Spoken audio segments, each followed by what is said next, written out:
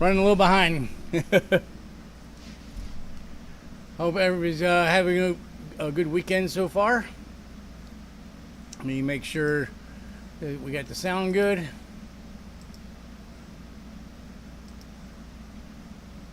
Yep. Sorry, been thrashing, loading up the car hauler and the trailer and getting everything packed and ready to go. I don't know how I did it, but except for some clothes in a suitcase, I think I'm ready to leave. Hey Rick, how you doing? So I'm sure a lot of you guys have been watching the show, and I've been thrashing on this cup car trying to get it done, and it has been quite the journey to get this thing finalized. And in fact, I was running so much today to get everything done in a timely manner and be able to get to the live show. I didn't even get any pictures with the car completely assembled, so I will do that this week. I will I'll do a couple short walk-arounds on it. So yeah, so thanks Ryan. Yeah, so I'll get some walk-around videos on it, make some short clips, and of course if you guys have subscribed and ring the bell, you'll get notification that I dropped them. And so I was able to, I've said this before, I was able to get a Grand Champion package.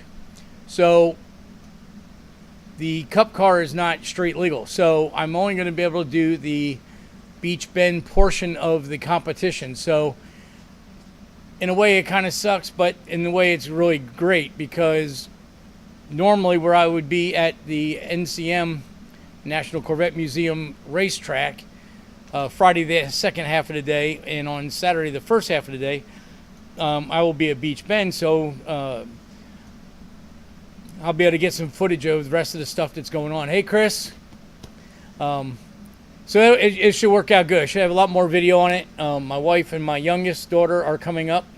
They're meeting us at Beach Bend. So I'll try to get them to get some video on the car from the outside, and I'll get some GoPro video on the inside. And of course, we'll try to put a whole LS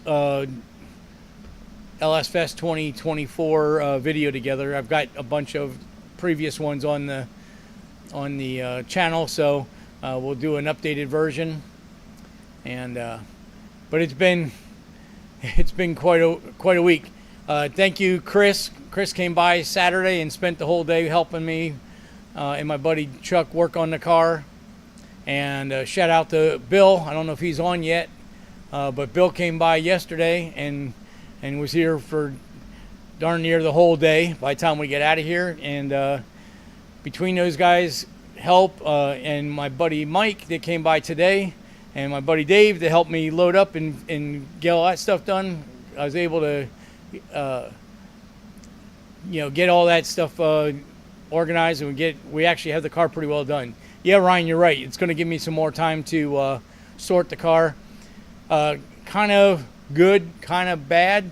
The first thing we're going to do is Thursday night drag race, and I've got a flat spot in the fuel curve with the TPS tip in at a high rate of speed, and I've been throwing fuel at it, and it's better, but it's still there.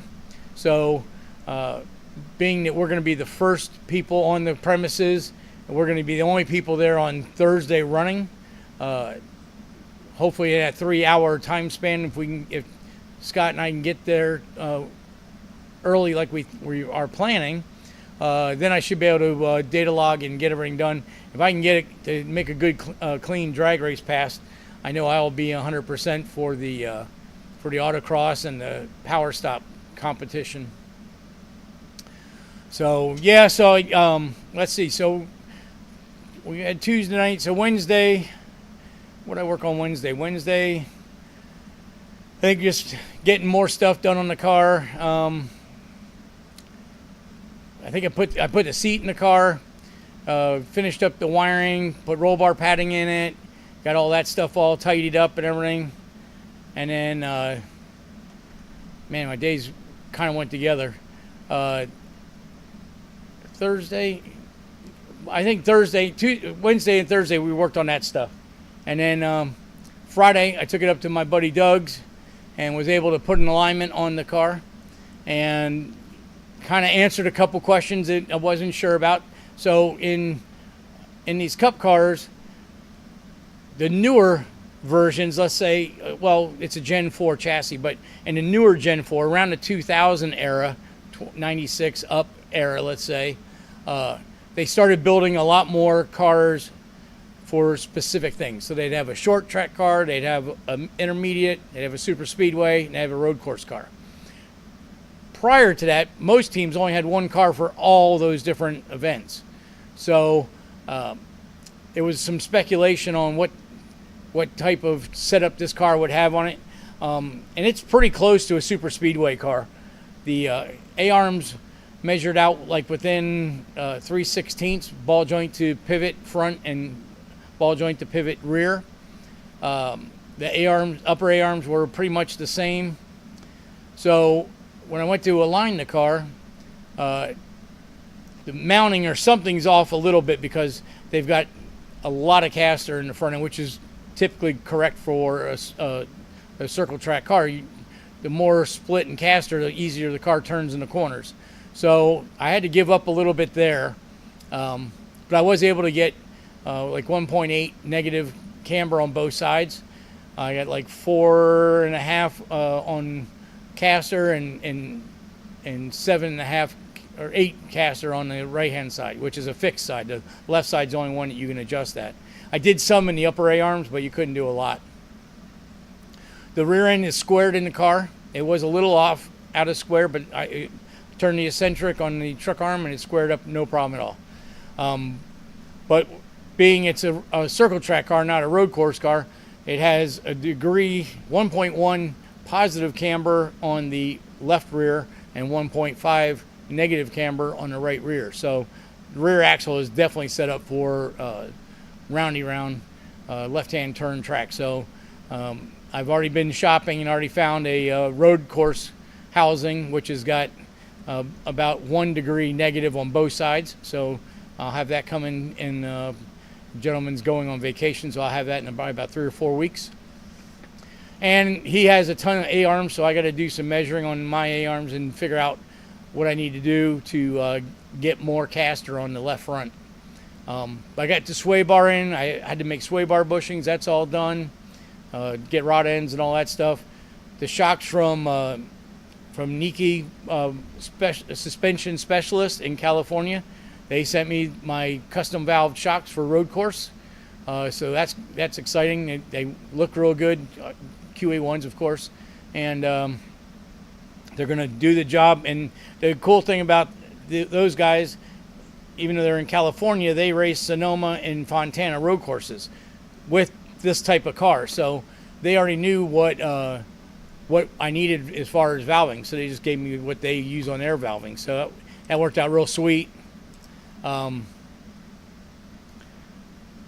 Yeah, so that worked out real good. So then Saturday, what did we do, Chris, Saturday? All the days are kind of falling together here.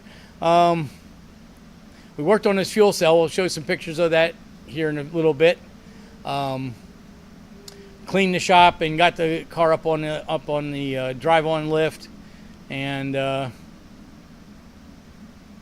boy, I don't remember what we did on Saturday. I guess we did the shocks. Yeah, we did all the shocks. Oh, we did a 410 gear change.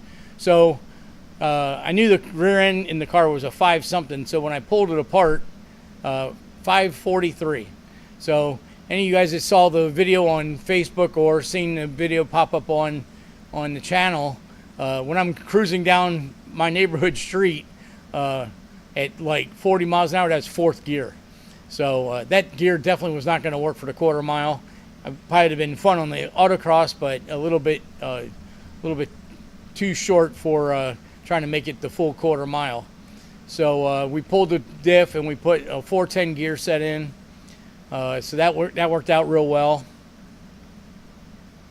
And then Sunday and Monday, I worked on the boom exhaust. I wanted to get the exhaust done. So yeah, Chris, I drove the car out and drove it straight into the trailer because it was already getting 6 o'clock and I knew I had to get ready for the show.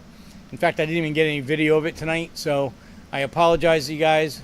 But we'll definitely get some video when we're up in Bowling Green, and like I said, I'll do some a couple short walk-arounds, and we'll get some quarter-mile videos up on Thursday night. My buddy Scott used my phone and do them right on my phone, so it should be really good. It sounds great with the boom exhaust, although I didn't get to drive it much, but it does sound good. So let's see, 11 after, yeah. So hey Cole, how you doing? So yeah, let me show you the little picture I did on the boom exhaust. So that's the boom exhaust with one side done. Oh yeah, Rick, I did get it on scales. 3190 was on the scales, and it's like I don't have them in front of me, but hang on a second. I got the sheet right here. Somewhere. Here it is.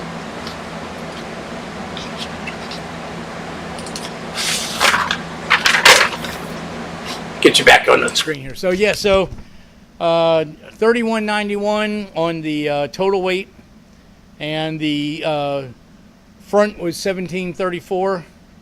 So it's just a little over, like I guess that's about 52%. Cross was pretty close, so that worked out real well.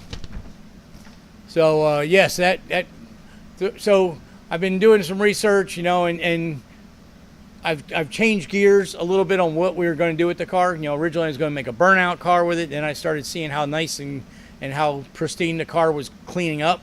So then I really didn't want to, rip a quarter panel off, blowing a tire or something like that.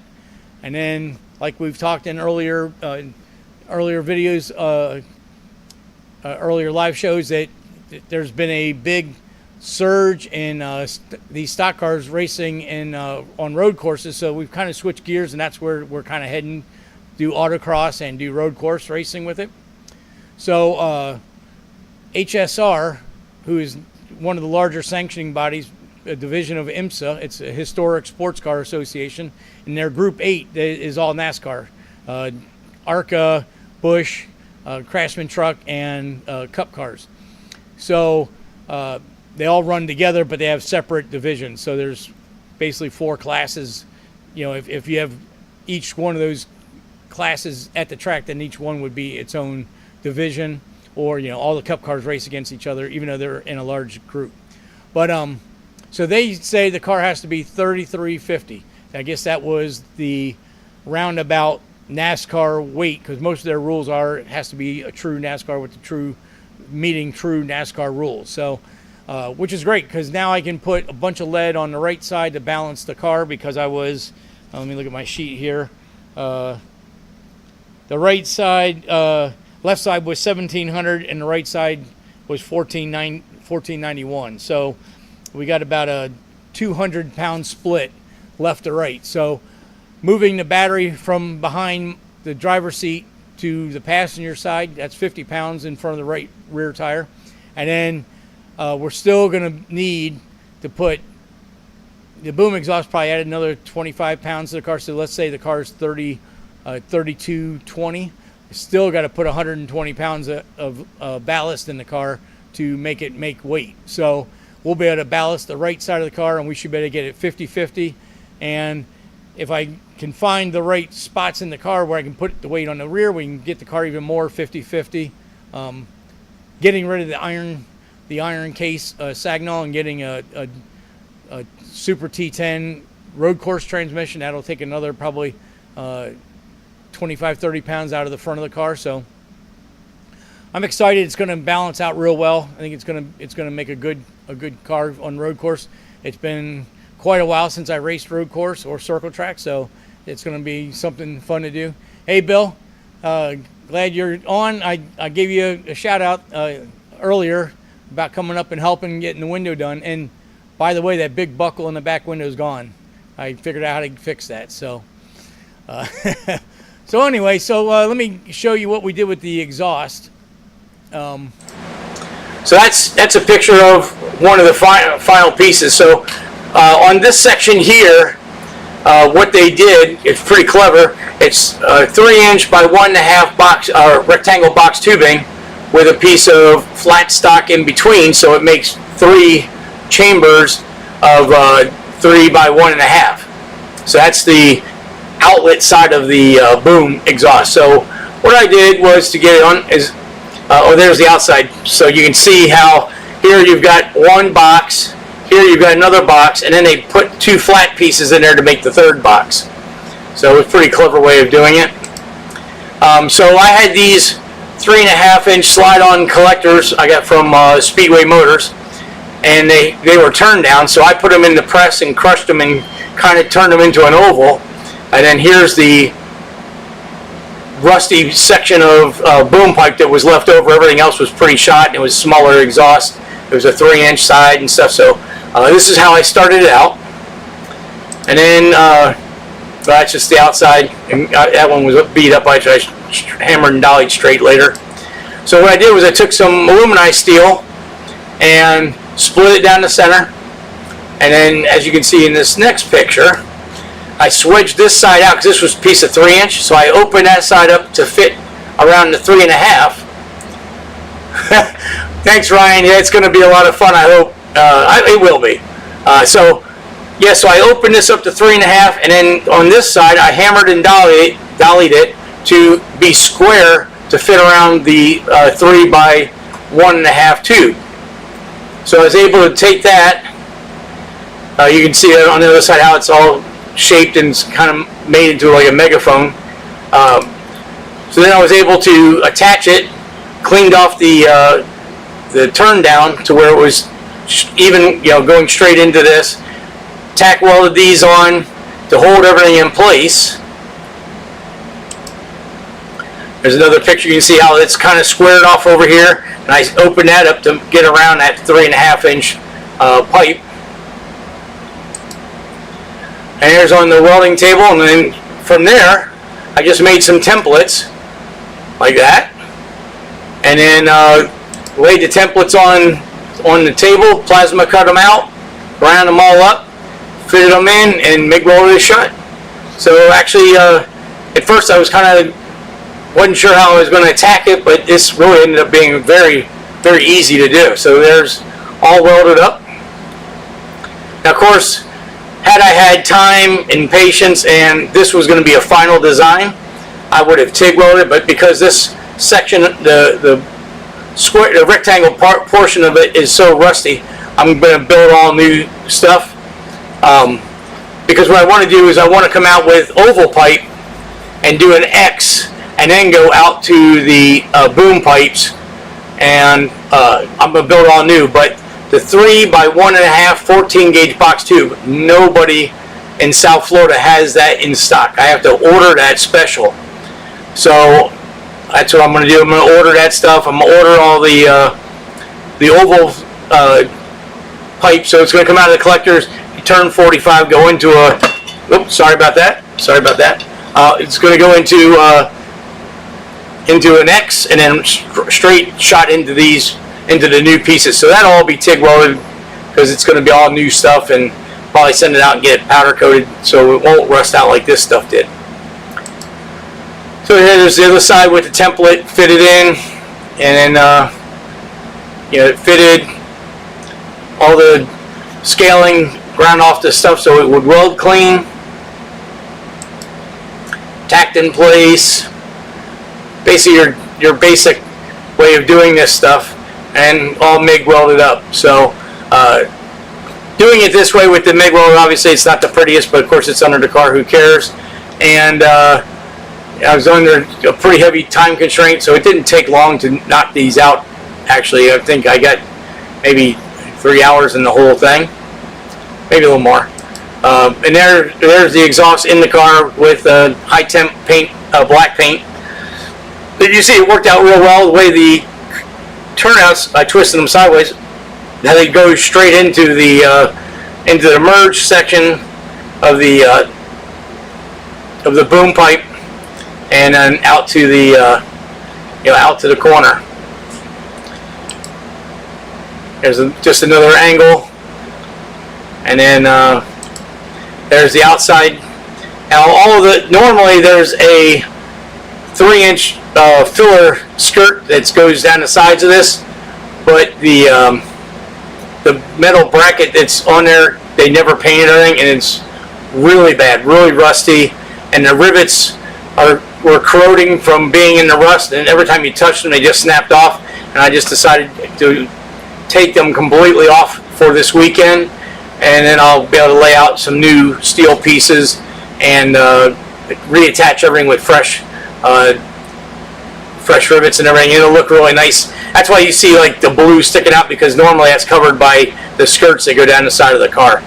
And the other thing is, with these Autocross 200 treadwear tires, they're about an inch shorter than the 27-inch slicks that go on the car. So everything was a lot closer to the earth, and I just figured no sense knocking them off and running over them and losing them.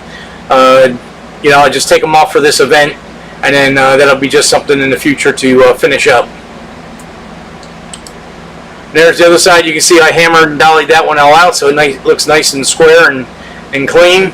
I used a flapper wheel and ground all the rust and everything, scaling and all that stuff off, and then put really a couple heavy coats of 2000 degree VHT barbecue grill header paint on it, so that should keep them pretty good until I get the other exhaust made for it.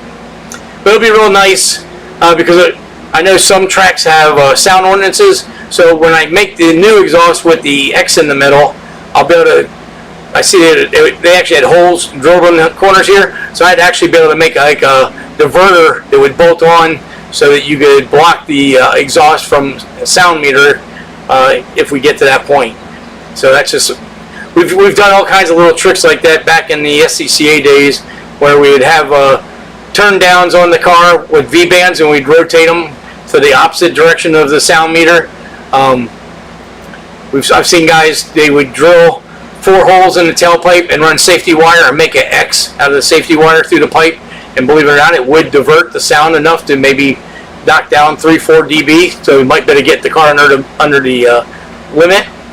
And then of course diffusers like that, we've done all kinds of stuff over time, because a lot of the road courses, they do have sound ordinances, and that was another thing going to NCM Raceway with this car. They have a really stringent sound noise limit there, and I knew there was no way I was going to be able to make that.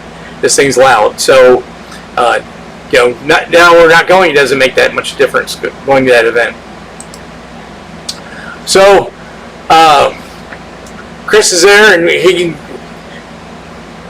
we came up with so on Chris's Nova. Let me step back for a minute. Let me take a drink here.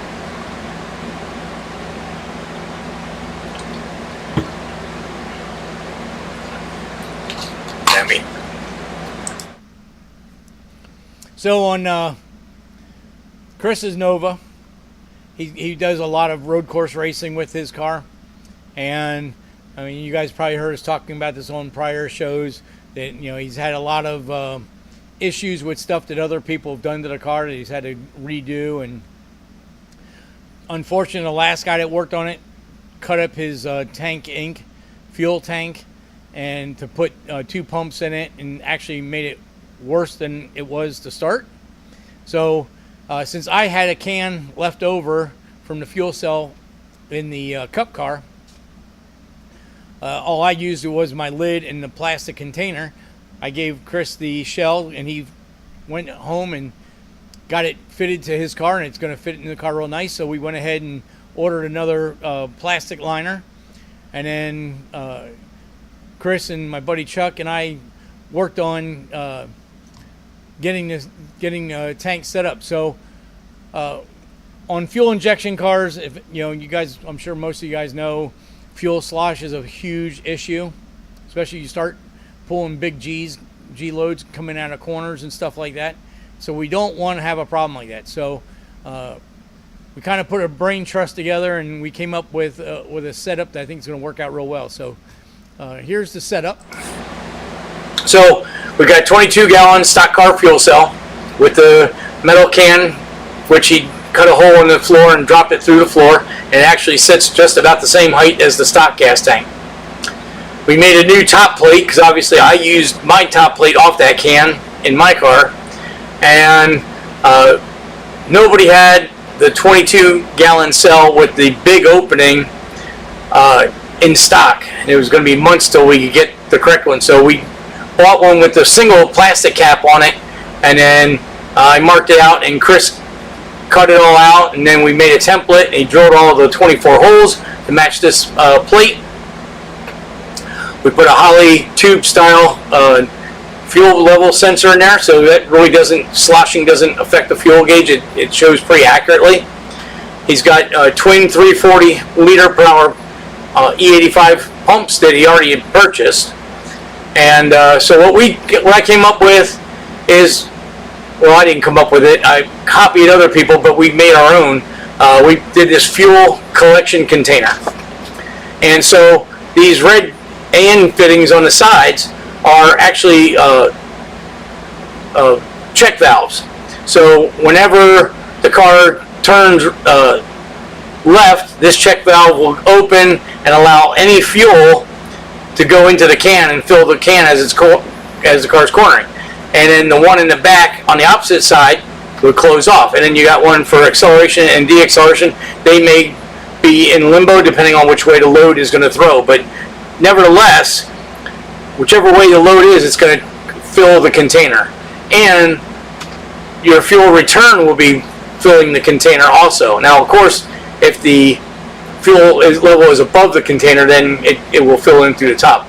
But we did the math. This is a 1.5 gallon retention collector, and I think we did the math at wide open fuel delivery. It would take 90 seconds to empty this tank.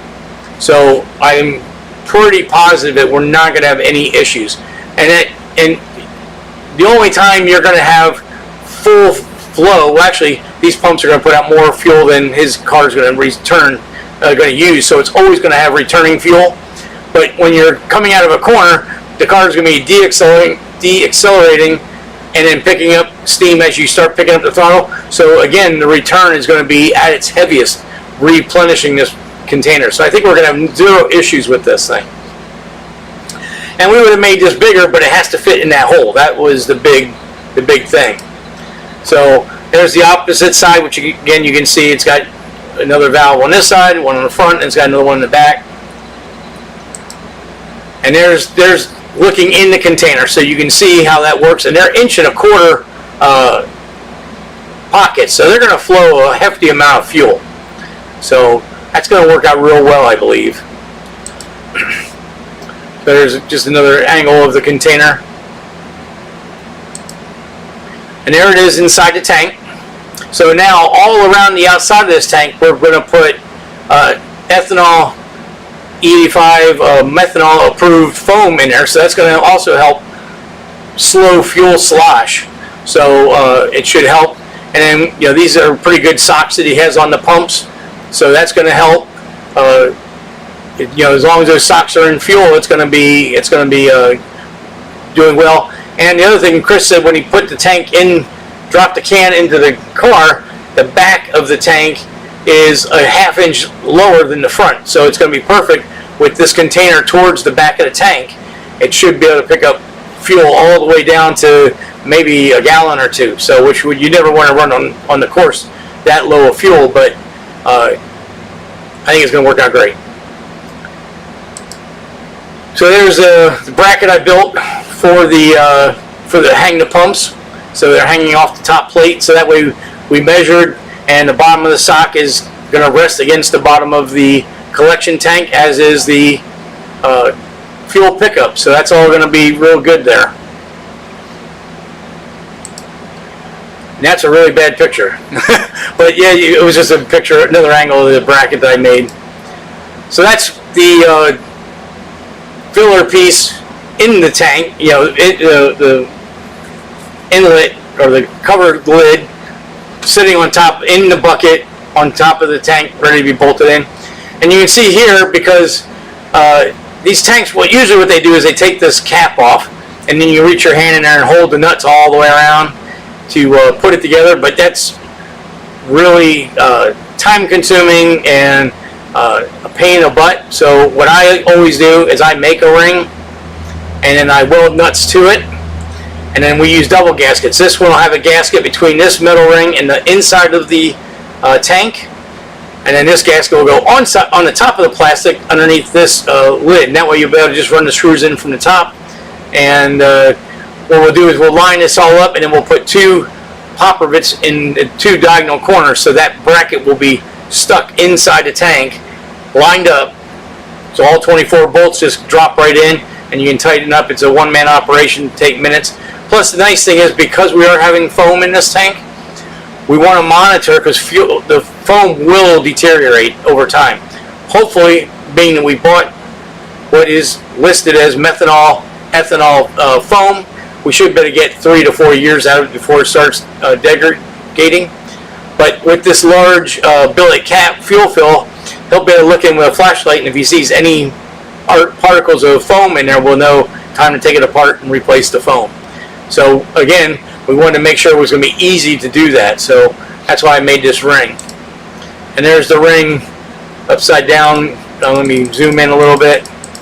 So this ring is made out of stainless and stainless nuts, so this stuff won't rust.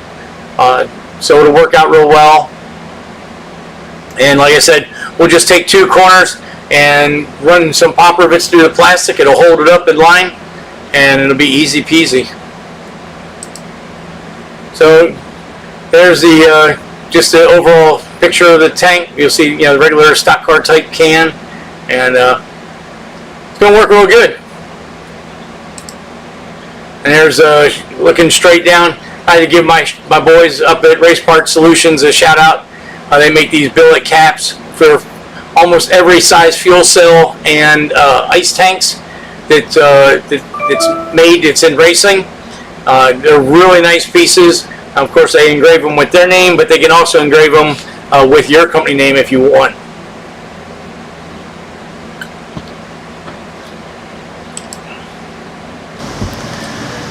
Okay, so now we have the not sure what this is. And all wired up. I built a custom Holly harness. I think it's just a video. So there's no extra wiring laying around or anything. And watching the video, you saw I made my own fake distributor with the plug wires coming out of the cap. Notice I have the Ford farm motor and the coil mounted. That way it looks like a Ford race car. Alright, come underneath. Sorry about that. I didn't realize that was going to keep going. Yeah, those are videos we watched last week. So, yeah, so everything's pretty much done. I got all the windows in the car now. I was able to get red roll bar padding, although red must not be a big seller, because when I got it from the warehouse, it was starting to, the edges were starting to crumble a little bit, and the red was a little bit more pinkish than red, but it looks good.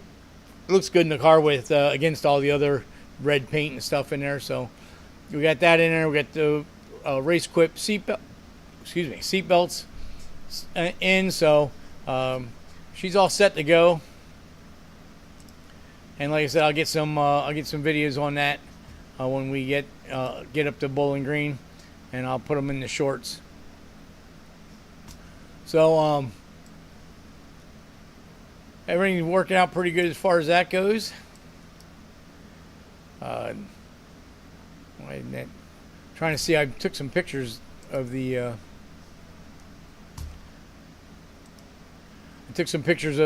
truck and trailer out front, but I don't see them on the in my email. Let me see if they sent.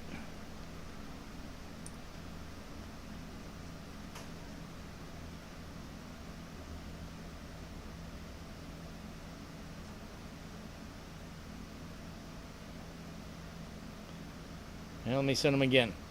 Hold on for a second, guys. I'm sorry about that. Unprepared.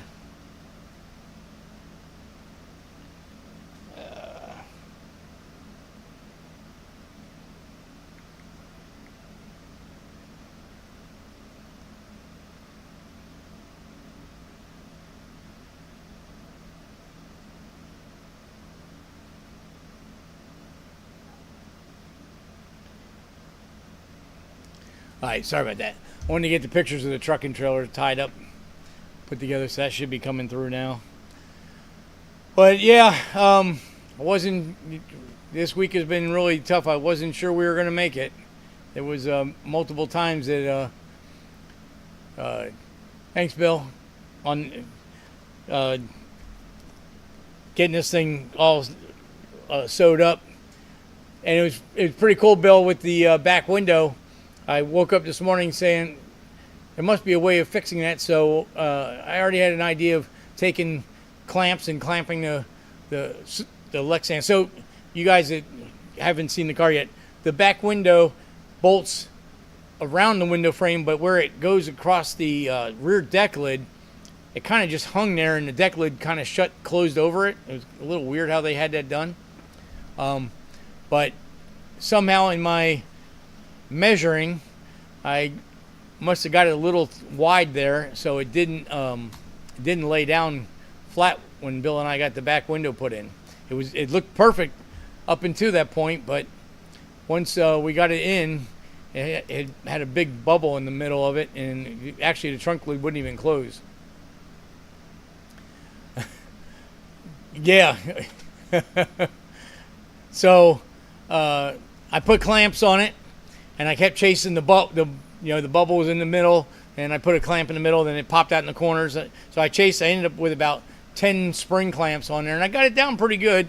And I Googled it, how to shrink polycarbonate sheets, and sure enough, it said around 300 degrees it will draw up about 5%. So I took my industrial hair dryer. It's actually a heat gun, like we call it a hair dryer. It looks like a badass hair dryer.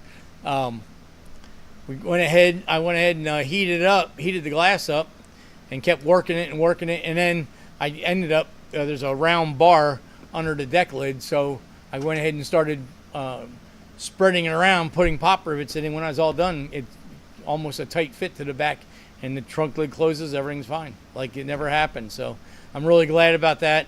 I thought at one point after the event I was going to probably just buy a new glass and start over again, but one of the things I showed Bill found out, I told him about, it's really weird with these I guess they're convex shape molded windows.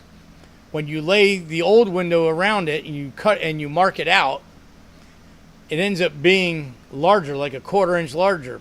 But yet if you put the old one inside the new piece, it looks like it's too small, like you cut it wrong. So it has to be like an optical illusion because of the way the contour of it is.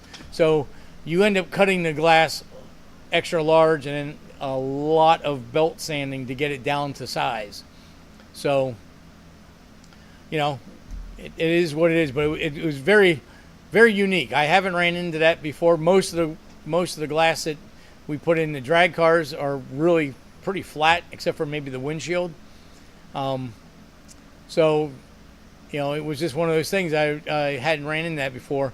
And one good thing I picked up from the Roundy Round guys is they put a bevel on the back side of the glass.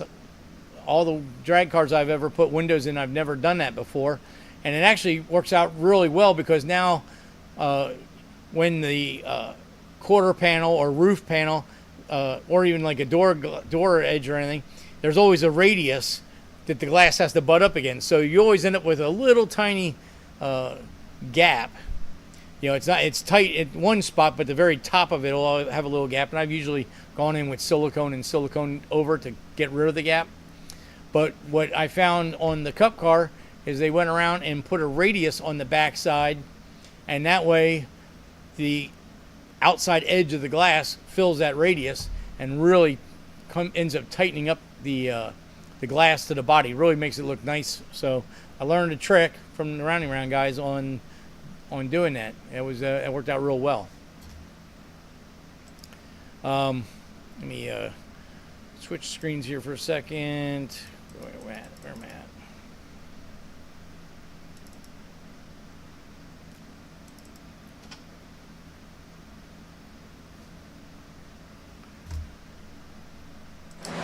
Yeah, so there's our rig for leaving for LS Fest.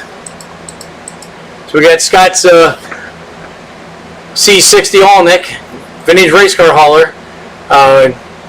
If you guys have ever seen these things inside, they're really cool. It's got like a bowling alley type wood finish. A lot of moving trucks and stuff will have that kind of like parquet type looking floor, butcher block type looking floor. But in these trucks, what they did was they ramped it. So at the bottom of the quarter panel here, the door, it goes uphill and the car sits on an angle inside there. So you can get your car in there, and then you got a lot of extra room for storage. You got all these cabinets all around it for toolboxes and supplies and everything. So it works real well.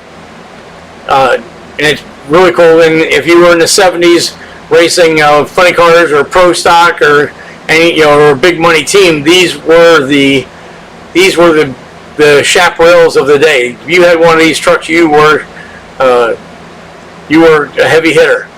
So it works out real good for Scott, because that way he's got one vehicle. He can carry his cars. They're enclosed to go into shows. He can detail them out and put them in the trailer and in the truck, and then have to worry about doing it in its one vehicle. And it works good for going to long-term events, because I can strap my beat-up old trailer on the back of it. Now we got two cars. They're both enclosed. We can drive through storms and everything else and have no worries. Here's another picture, a little more of a side shot. It looks like it's a weird angle there because it's sitting in the middle of the median, and the median is tapered to go to a storm drain, so it doesn't sit like that normally. But I even had time today, and this is the reason why I didn't get any videos on the car, is I actually, with my buddy Mike's help, we put 4 new tires on the trailer, and we hung new brakes on and bearings and stuff on the trailer. So we really are actually, I don't know how I did it, but we are actually ready to go. Everything's strapped in, all the tools and all my safety gear and everything's in the trailer, so all I have to really do is load up a cooler and pack my bag after the show, and we're ready to roll. We'll roll out at 6 a.m. and we should be somewhere west of Atlanta on I-20 by 7 o'clock at night when we hit our hotel. So if anybody's rolling up Turnpike or 75 up to Atlanta and then 20 across, blow your horn if you see us. We'll be rolling along. So I did have one year we were going, I think we were coming back from Bowling Green. We stopped at a Buc-ee's, and somebody did pull in and say, I knew that was you guys. I saw the channel and I saw the truck being, saw the different videos on the truck, so I knew it had to be you guys. So that was pretty wild. But yeah, so it should be a good time. I wish we had the 8.1 and the Allison in the truck. That would have made the ride a lot more affordable for fuel mileage and a lot more fun to drive, because this thing's got a 5-speed manual with a 2-speed rear, and with that little 366 truck engine that's in there, even though it is a big block, she's got to work her tail off. Hey, Reason Kane, how you doing? So yeah, so it'll be we've taken this rig with my trailer on the back with the Fitty a couple years ago to LS Fest, and yeah, every big not overpass, but every uphill grade, you got a downshift and then back up shift and a little bit of running around in there to keep the speeds up. And unfortunately, it only gets about 5 miles to the gallon in this configuration. So hopefully when we get the 8.1 in there with the Allison, we can get the fuel mileage up. I'm hoping closer to around 10 miles to the gallon, that'll do very well. The truck's got twin 75-gallon tanks on it, so you can roll. If we can get some mileage out of it, it'll roll down the highway pretty good without having to do a bunch of fuel stops. But yeah, so like I said before, I don't know how we did it. Obviously help from all my friends. Chuck, shout out to Chuck. He's always helping on Saturdays. Doug for using his shop on Friday, and again this morning for mounting up all the trailer tires. The trailer tires, I do that every 2 years. I buy new tires. and then I recycle the old tires that came off. They're inside the trailer for spares. So I have 4 spares that only have 2 years or the 3-year-old tires, and then the trailer tires on the trailer are brand new. So with that rotation that I do, knock on wood, I have yet to have let me knock on wood, I've yet to have a issue on the highway with my trailer having tire issues. Anybody that has enclosed trailer tires, you know what a pain it is. Every time you go somewhere, it's it's a blowout. So that system does seem to fix it. Bill says, I've been there, smiles to the miles. Yeah, yeah, you're right. Yeah, you got to drive the blower car on your driving drags. I'm sure the mileage is great on that. Yeah, Raising Cane gets about 12 miles a gallon, sometimes less. Yeah, so when we get the 8.1 in there, it'd basically be the same motor that would come in a 2001 to 2008 C3500 dually. So we got the 8.1 multi-port injected engine with the Allison 5-speed overdrive transmission behind it. That's the same package we're putting in this. Although I'm putting a little bit more camshaft in it, a bigger throttle body. It'll have headers, it'll have the Terminator Holley fuel injection system on it. So it should work out real well. With that intake on there, the horsepower and torque numbers are almost identical to the Duramax. So, and I know my truck gets 10 miles a gallon hauling my trailer. Even with the camper on the back, it'll get 9.5 to 10 with that big huge sliding camper on the back, plus which is 4,000 pounds, plus the car trailer behind it. So it should work out real well. Again, unfortunately, the engine, we had issues. It took 3 engine blocks, so we found a block that had good mains in it.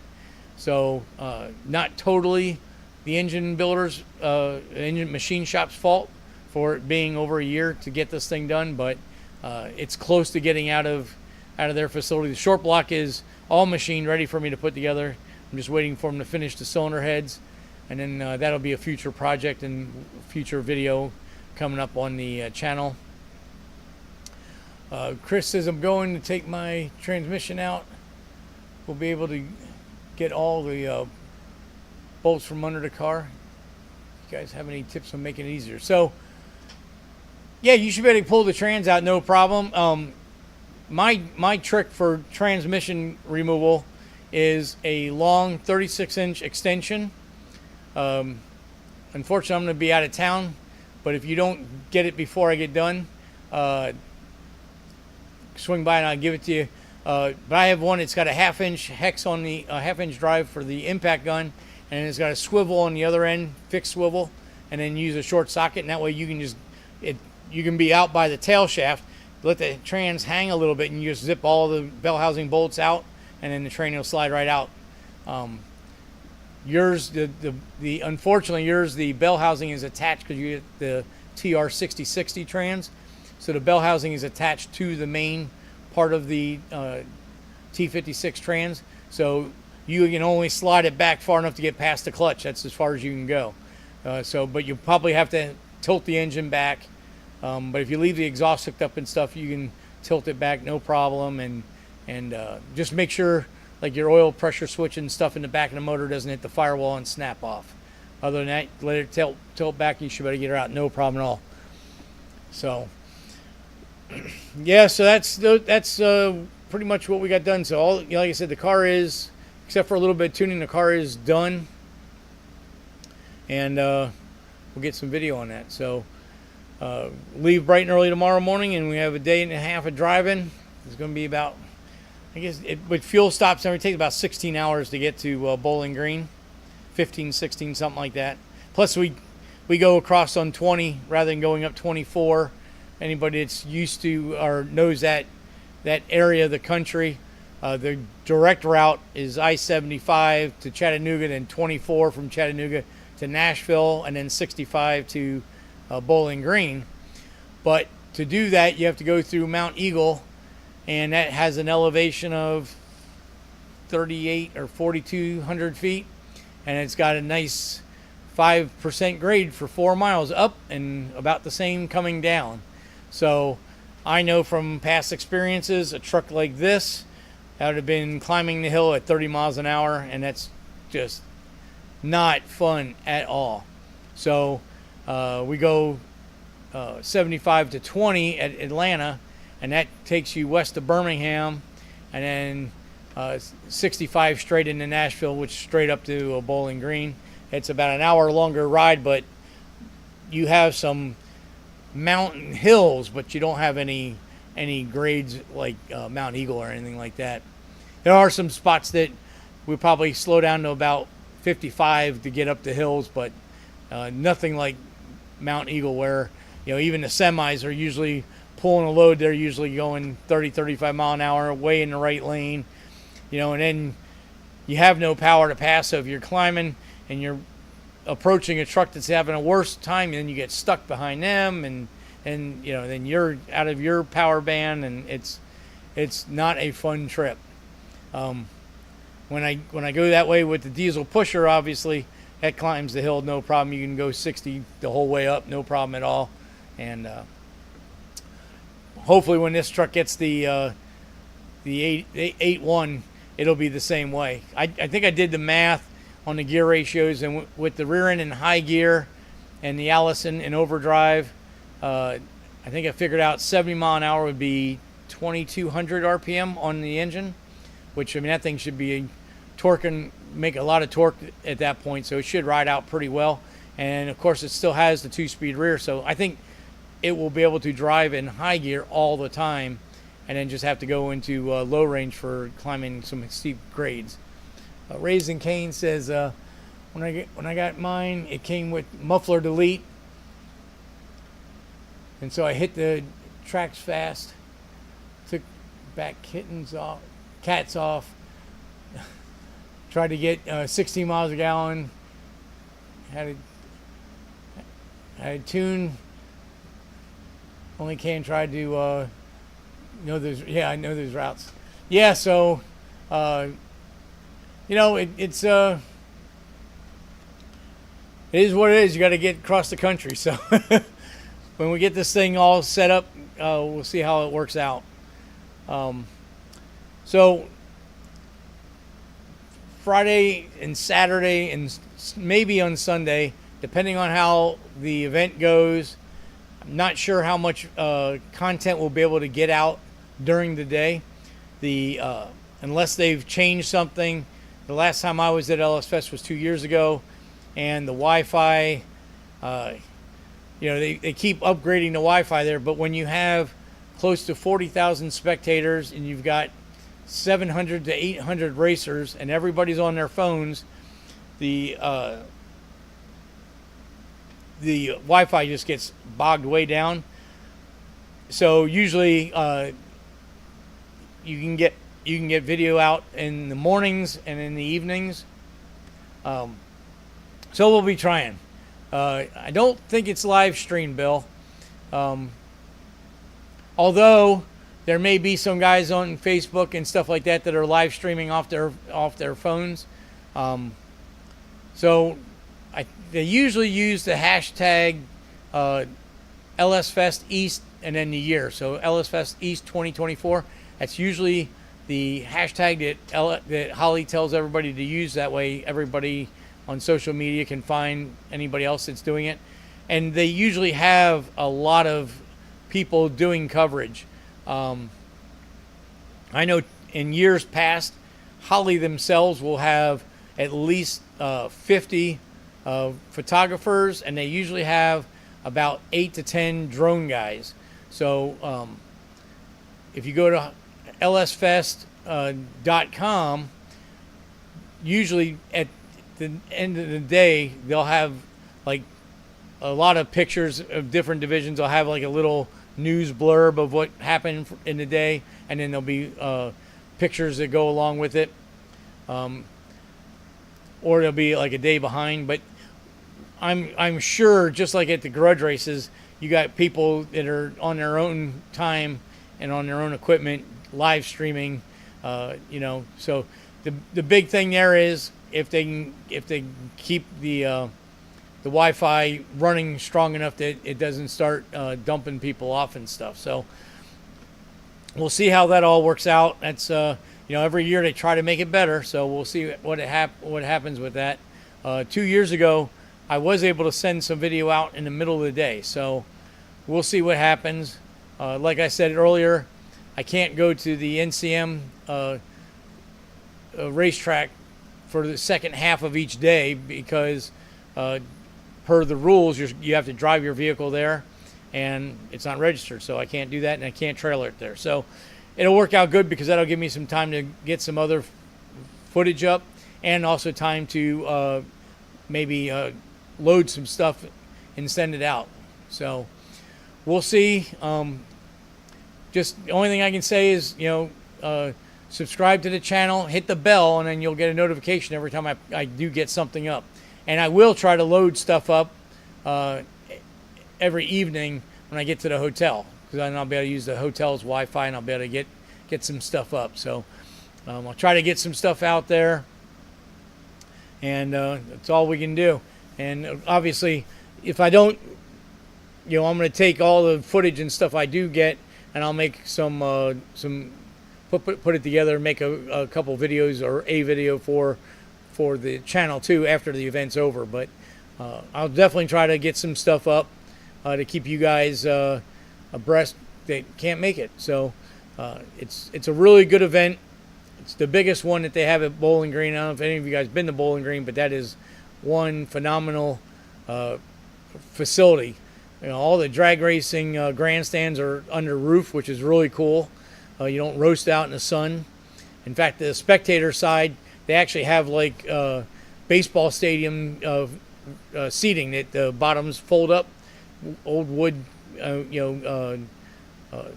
stadium seating. So that's pretty cool. The pit side has regular bleachers up, but they're all roof covered, and they have a pretty big grandstand for the circle track where they do the autocross and they do the power stop. So that should work out real well, and that place gets packed. It's just a really cool facility. They've got a big water park and a big roller coaster park, and it's got a big, huge campground too. So it's got all these things going on. And I forgot about LS Fest, is now they've added off-road racing. So they've got an off-road racing course it's got a bunch of big jumps in it. And then my buddy Scott went last year. I didn't go last year, and he said they added a couple other things where they got like a rock section, and you can do a rock traverse over all these big boulders and stuff. Raising Cane's has only been to Bowling Green, Florida. Yeah, not the same place. But it's a really cool family atmosphere. It's really laid back, and you in the background you see the wooden roller coasters and the water park and everything. So if your family can come, and if they don't feel like hanging out at the racetrack, they can go in the water park for the day. And typically we aren't this weekend, but typically when I go by myself, I normally camp at the campground. So now you're camping at the racetrack. So all you do is open the back gate and you can drive right in the track. So that was really awesome. You didn't have to fight traffic getting in and out of the track. And we will get back to that at sometime soon. So, but yeah, so that's pretty much it for the show. It's getting close to 8 o'clock. I still got to pack, eat dinner, get all that stuff done, go through the shop, make sure I did get everything loaded. I don't want to forget all my cameras and all that stuff.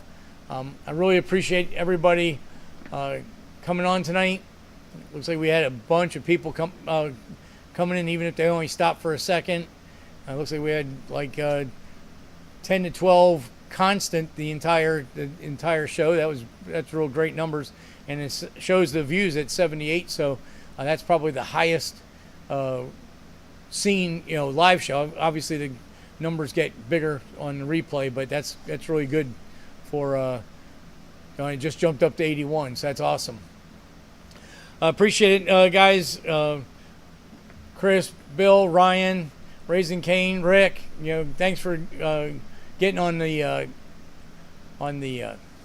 chat and getting some conversation going back and forth. I love it. I really want to reach out to everybody and say, get on the chat, and we can do some bench racing and stuff. That was my whole gist of this, was to do some kind of technical thing every show, and then we could all banter about it and talk about sometimes people have better ideas. I mean, like I said, I've learned with the Lexan that beveling the backside makes it fit better. It's something I didn't know before. 40 years of doing this stuff. So I don't life should be a learning lesson every day. So I love it, and that's the whole thing. I could be showing you guys something, and somebody might say, hey, I've done this and it worked out even better, and that's great. I'm not going to have any problems with that. That's what I want. I want people to share, so that the guys that don't know, they're learning something that's going to make their car adventures more fun and easier to deal with. That's the whole thing of this. Everybody to be able to work on their cars and have a good time. So I appreciate everybody having the safe trip stuff. That's good. We should have no problem at all. And I think that's all I got, really. So we'll go ahead, and it just crossed 8 o'clock, so perfect. And I did want to tell you guys, I did get that second payment from YouTube. So it looks like we might make $300 in well, no, because it's September and the first check was November. So no, we won't make $300 this year, but $200. So that was good. It's going to allow me to get some more equipment and keep making better content. I did an upgrade on the OBS software that I'm using for the live channel. It seems like it's working pretty good tonight. I don't think we've had any problems with that, so I'm glad to see that worked. It's been telling me to upgrade for like the last month, and I've been really skeptical. I had something that was working, and you never know when you do an update what crashes, but it seems like everything's working great. And on my end, I got a little bit more controls and stuff, so that worked out really well. And so everything looks real good, and I think we're gonna call it. So I hope everybody has a great week. I hope everybody had a safe Labor Day weekend. Again, shout out to all my buddies that came in and gave me a hand. Without you guys helping, I would not have been making this race. There was just no way it was going to happen. Everybody that helped, and it was huge. So, and I really appreciate that. And it all worked out good for everybody. So, again, thank you. That's all I can say. Thank you to all you guys that come on the show and watch. And we'll do it again next Tuesday, and we'll have a rundown of the adventure of LS Fest on the next week's live show, which will be episode 60. I cannot believe that'll be number 60 of these live shows we've done. So thank you for all the guys that have been here. I know there's a couple of you guys. Ryan, one of them, been to he's been to every one of them. So appreciate. I know Rick and Chris and Bill, you guys have been to a ton of them. Probably 80-90%. I really appreciate it, man. Thank you guys from the bottom of my heart. Appreciate everybody joining in here. So with that, I think we're going to call it. Let me get this all queued up here. And thanks, man. I'll see you guys all later. See ya.